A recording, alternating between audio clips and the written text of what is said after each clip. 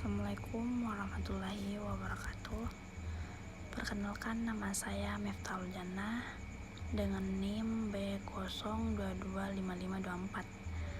Hari ini saya ingin membahas tentang tindakan diskriminasi yang masih sering kita temui di sekitar kita. Diskriminasi adalah perlakuan yang membeda-bedakan seorang atau kelompok karena suku, agama, ras, bahasa, status sosial, atau latar belakang ekonomi.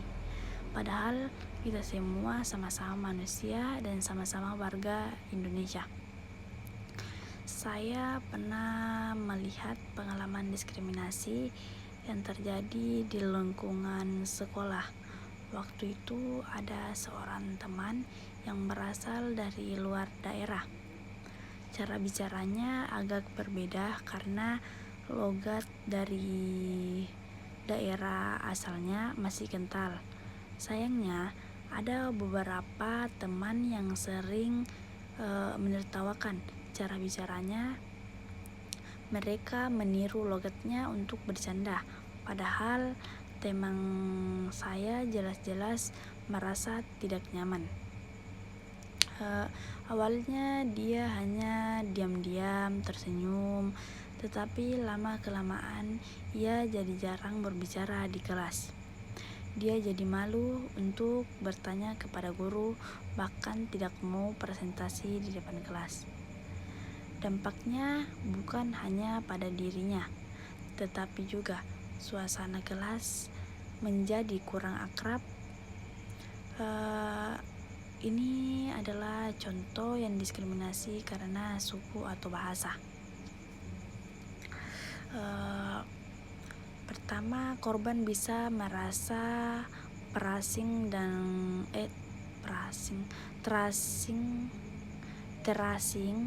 dan tidak diterima di lingkungan baru. Yang kedua, diskriminasi menimbulkan perpecahan kecil dalam kelompok, misalnya teman-teman jadi terpisah antara yang ikut mengejek dan yang tidak ikut. Yang ketiga, membuat seseorang kehilangan rasa percaya diri dan kehilangan semangat belajar.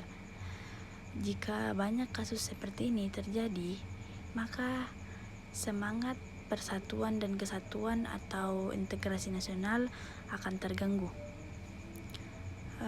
Lalu bagaimana cara mengatasinya? Itu yang pertama, saling menghargai perbedaan. Kita harus sadar bahwa Indonesia adalah negara yang sangat beragam, terdiri dari lebih dari 700 suku bangsa dengan bahasa daerah masing-masing. Jadi perbedaan logat atau bahasa bukan bahan ejekan, tetapi sesuatu yang harus kita hargai.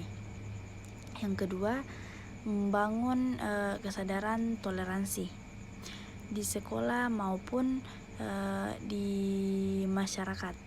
Guru dan orang tua bisa memberi contoh dengan tidak ikut mengejek atau merendahkan. Sekolah bisa mengadakan acara yang mengenalkan budaya dari berbagai daerah, misalnya pentas seni,